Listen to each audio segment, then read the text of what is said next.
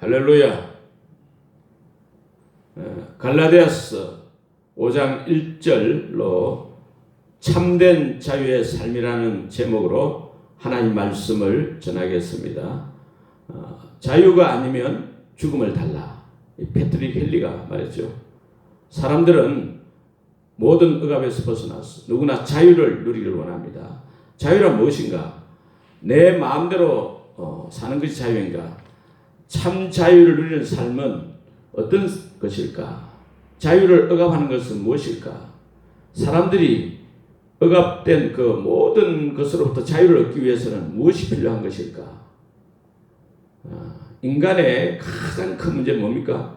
인간이 하나의 말씀, 법을 어기는 죄를 범함으로써 그 말씀, 법이 정해놓은 죄의 행벌인 죽음의 저주 아래에 있다는 것입니다. 죄와 사망 아래 처해 있는 것이 인간의 가장 큰 문제인 것입니다. 이런 죄 문제로 인해서 모든 인간은 하나님을 사랑할 수도 없고 또한 다른 사람도 사랑할 수 없는 상태에 놓여 있습니다. 하나님을 부정하고 미워하고 사람끼리도 서로 싸우며 살아가고 있습니다.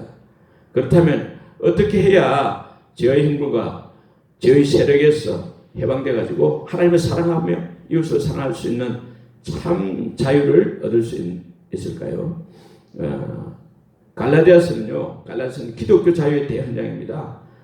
갈라디아서는 복음의 진리 2장 4절 14절에 분명히 복음의 진리를 말씀하고 있습니다. 그래서 종교학자 마틴 루터는 나는 갈라디아서와 결혼했다고 말했습니다. 갈라디아서에는 예수 그리스도 십자가뿐 아니라 그러니까 예수님을 믿을 뿐만 아니라 율법도 지켜야 의로워진다, 구원 얻는다고 주장하는 그런 대직자들, 복음과 율법주의를 혼동하고 있는 그런 대직자들, 거짓 교사들에게 대해서 바울은 일종의 선전포를 하고 있습니다.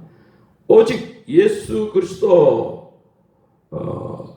우리에게 자유를 주셨다. 이제 5장 1절에 오직 예수 그리스도께서 우리에게 자유를 주셨기 때문에 다시는 율법에 종이 되지 말고 이제 성령을 따라 살 것을 요구하고 있습니다.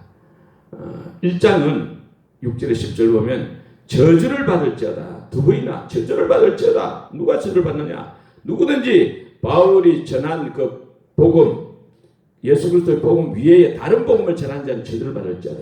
도대체 바울이 전한 복음이 뭐냐? 11절, 12절에 보면 바울이 전한 복음은 사람의 뜻으로 된 것도 아니고 사람에게서 받은 것도 아니고 배운 것도 아니다는 거예요. 그건 뭐냐? 오직 예수 그리스도의 계시로 말미암았기 때문이다. 바울이 전한 복음은 그리스도의 복음인데 유대교 그 전통이나 학습 공부해가지고 그렇게 만들어진 인간의 산물이 아니라는 것입니다. 오직 예수 그리스도의 계시로 말미암은 것이라. 2장은 1절에서 10절에 보면 바울이 전한 이 복음 내용이 그러면 베드로, 야고보, 요한 같은 사도들 전하는 복음과 같은가 다른가? 같다는 거예요. 서로 친교의 악수를 했고 사역지가 바울은 이방인 중심이고 사도들은 유대인 중심으로 사역했을 뿐이지 그 전하는 복음의 내용은 다 동일했다는 것입니다. 동일하다는 거죠. 특별히 2장에는 4절 14절에 복음의 진리가 무엇인가? 복음의 진리 16절에 사람이 어렵게 되는 것은 율법의 행위로 말미암음이 아니요 오직 예수 그리스도를 믿음으로 말미암는 줄 알므로 우리도 그리스도 예수를 믿나니 이는 우리가 율법의 행위로서가 아니고 그리스도를 믿음으로써 어렵다 함을 얻으려 함이라. 율법의 행위로서는 어렵다 할 육체가 없느니라. 할렐루야. 사람이 어렵게 되는 거, 구원받는 거, 하나님 자녀 되는 거, 이거 율법의 행위로 되지 않는다는 거, 율법을 지켜야 되는 게 아니고 오직 예수 그리스도를 믿음으로써만이 된다는 말씀입니다. 율법의 행위로서는 아무도 어렵게 되지 못한다는 말씀이죠. 3장은 2절에 있듯이 성령을 받은 것이 너희가 성령 받은 것이 율법의 행위로냐 혹은 듣고 믿음으로냐? 너희가 오직 복음을 듣고 믿음으로 성령을 받아 신앙생활을 시작했지 않느냐? 또 보면 6절에 아브라함이 하나님을 믿음에 그것을 그에게 의로 정하지 않았느냐? 13절 14절에 그리스도께서 우리를 위하여 저주를 받은 바 되사 율법의 저주에서 우리를 속량하신 것을 믿음으로써 아브라함의 복이 임했고 또 성령의 약속을 받았다. 그러면 율법은 뭐냐? 19절에 그런즉 율법은 무엇이냐? 율법은 뭐냐? 율법은 범함으로 되어진 것인데 율법은 그 자체가 우리를 능히 살게 하지 못하느니라. 다만 율법은 죄를 짓는 우리를 죄 아래 가두는 간수 역할을 하고 또 우리를 그리스도께로 인도하는 초등 교사 역할을 한다는 거예요. 그래서 너희가 다 믿음으로 말미암아 하나님 아들 되었고 약속대로 유업을 이을 상처가 되었다. 그렇게 말합니다. 4장, 5장, 6장 이 내용은 갈라디아인 같은 이방인이 이 이방인들이 어떻게 아브라함의 자손과 하나님의 백성이 될 수 있는가 하는 그런 신분 문제를 다루는 것이 아니고 오히려 예수 그리스도를 믿음으로 이미 아브라함의 후손과 하나님의 백성이 된 갈라디아 교인들이 어떻게 하면 이방인들이 어떻게 하면 예수 믿은 성도들이 어떻게 하면 아브라함의 후손과 하나님의 백성으로 살 수 있는가 하는 그리스도인의 삶의 문제를 다루고 있다 볼 수 있습니다. 4장은 4절에 7절 보면 때가 참에 하나님이 그 아들을 보내사 여자에게서 나게 하시고 율법 아래에서 나게 하신 것은 율법 아래에 있는 자들을 성령하시고 우리로 아들의 명분을 얻게 하려 하십니다. 너희가 아들임으로 하나님이 그 아들의 영을 우리 마음 가운데 보내서 아바 아버지라 부르게 하셨느니라. 그러므로 네가 이후로는 종이 아니요 아들이니 아들이면 하나님으로 말미암아 유업을 받을 자니라. 너희는 성령을 받은 하나님 아들이라는 거예요.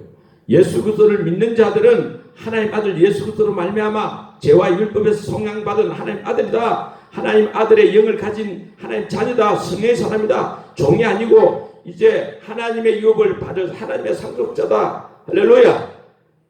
9절에 그런데 어찌해서 다시 율법 아래로 돌아가려 하느냐? 내가 너희를 위하여 수고한 것이 헛될까 두려워하노라. 그래서 21절에 율법 아래 있고자 하는 자들아, 율법 아래 있고자 하는 자들아, 너희는 이스마엘과 같이 육체를 따르는 율법의 종이 아니다. 이삭과 같이 성령을 따르는 약속의 자녀다. 여종의 자녀가 아니라 자유 있는 여자의 자녀니라. 다시는 종의 멍에를 매지 마라. 이 5장 1절이잖아요. 그리스도께서 우리를 자유케 하려고 자유를 주셨으니 그러므로 굳건하게 서서 너희는 다시는 종의 멍에를 매지 마라. 그리스도께서 우리를 자유케 하시려고 우리에게 자유를 주신 줄 믿습니다. 할렐루야. 믿습니까? 그러므로 다시는 종의 멍에를 매지 마라. 율법의 종이 되지 말라고요. 율법을 내 힘으로 이루려고 인간적으로 노력하는 그런 신념적 신앙생활을 하지 말라는 거예요. 4절에 율법 안에서 어렵다함을 얻으려 하는 너희는 그리스도에게서 끊어지고 은혜에서 떨어진 자로다. 그래서 율법의 종에서 자유인이 된 그리스도인들은 어떻게 살아야 되느냐? 그러면 13절에 보면 형제들아 너희가 자유를 위하여 부르심을 입었다. 그러나 그 자유로 육체의 기회로 삼지 말고, 그러니까 내 마음대로 살지 말고 자유방임적인 생활을 하지 말고 오직 사랑으로 서로 종노릇하라. 너희는 성령을 따라 행하라. 그리하면 육체의 욕심을 이루지 아니하리라. 할렐루야.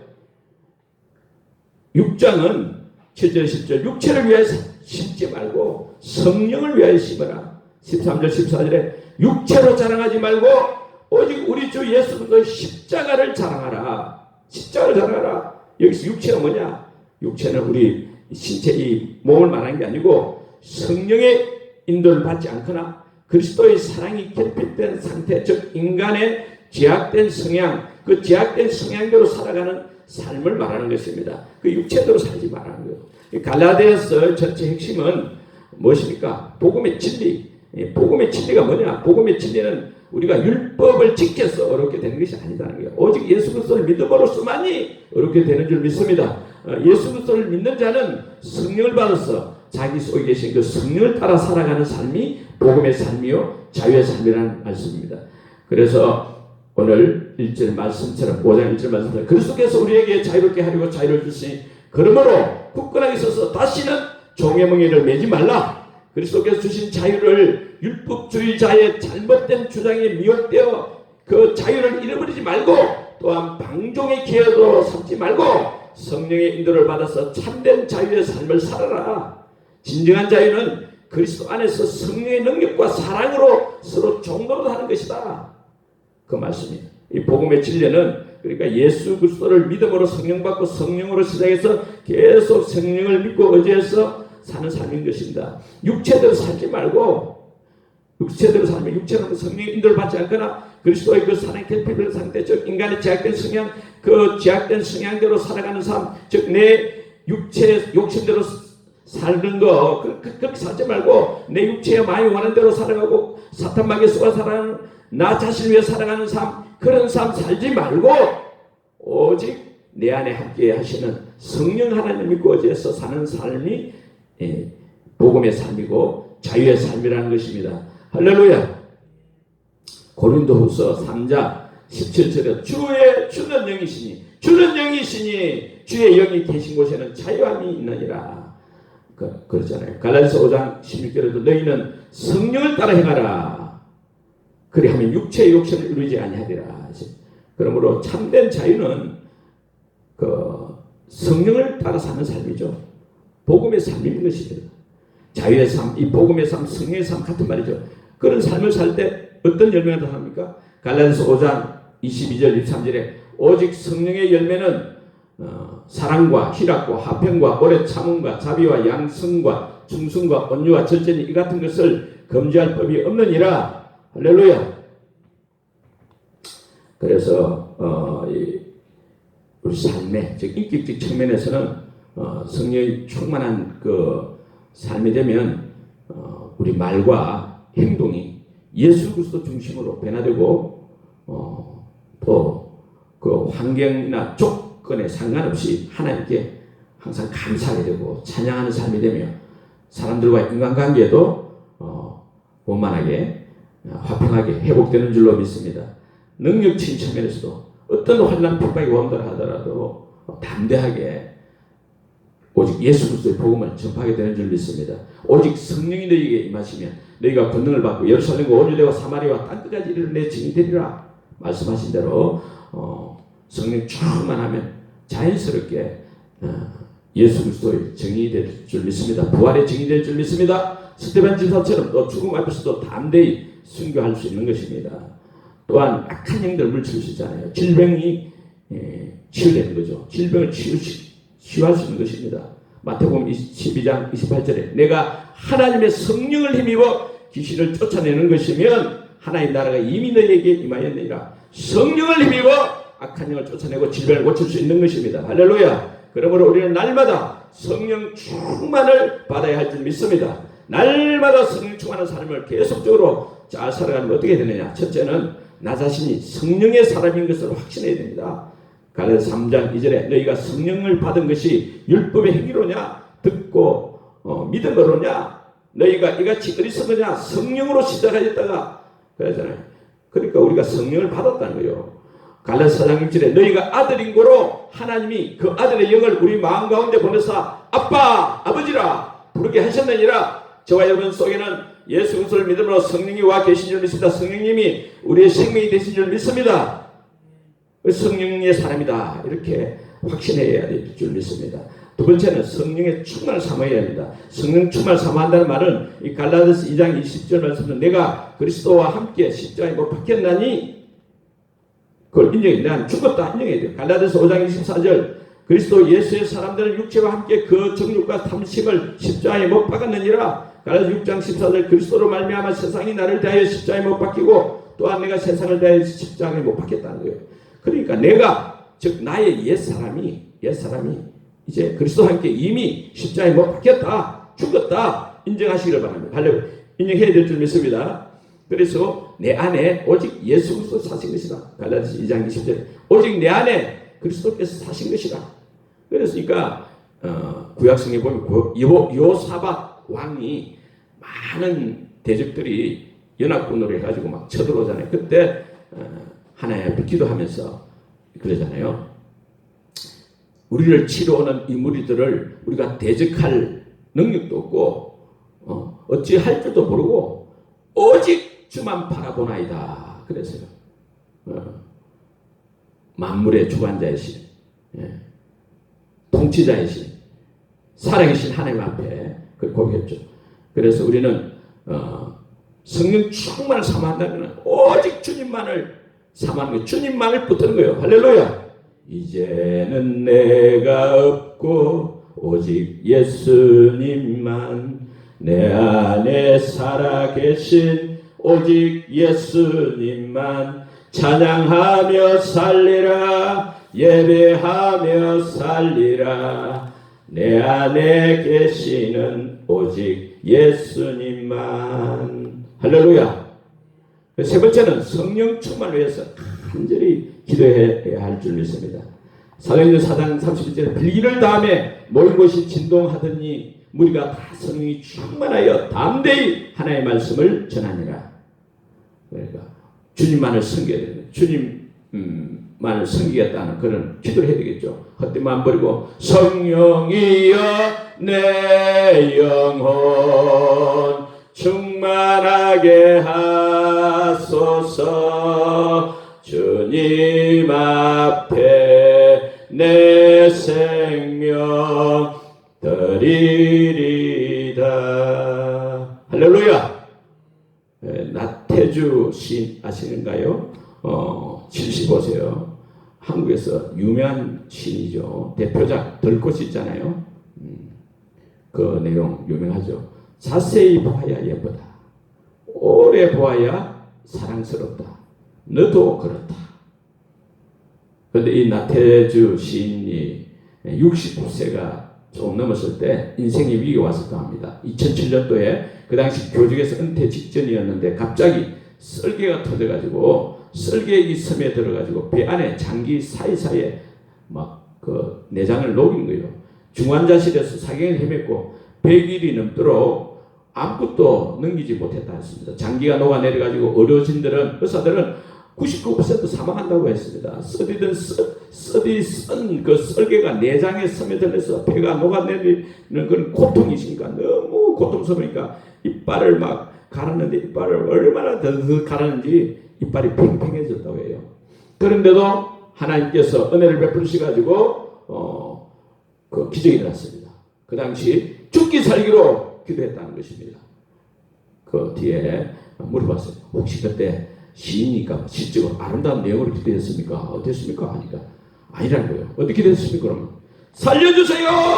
하나님 살려주세요! 살려주세요! 나를 좀 살려주세요! 그런 말만 계속 3시간, 4시간 간절히 기도했다는 거예요.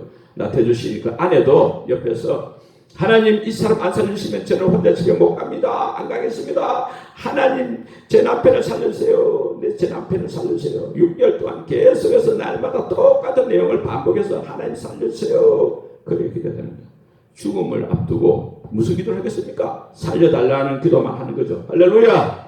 그렇게 온 가족이 기도를 했습니다. 그러니까 하나님께서 성령으로 깨끗이 치료해주십니다. 살 소망이 1%밖에 안 되는 뱅성의 기도, 그 기도를 하나님이 들으시고 6개월 동안 기도로 질병과 싸워가지고 성령으로 이기고 치료받고 퇴원해서 아프리카도 가고 막 지금 아주 건강하게 생활하고 있다는 것입니다.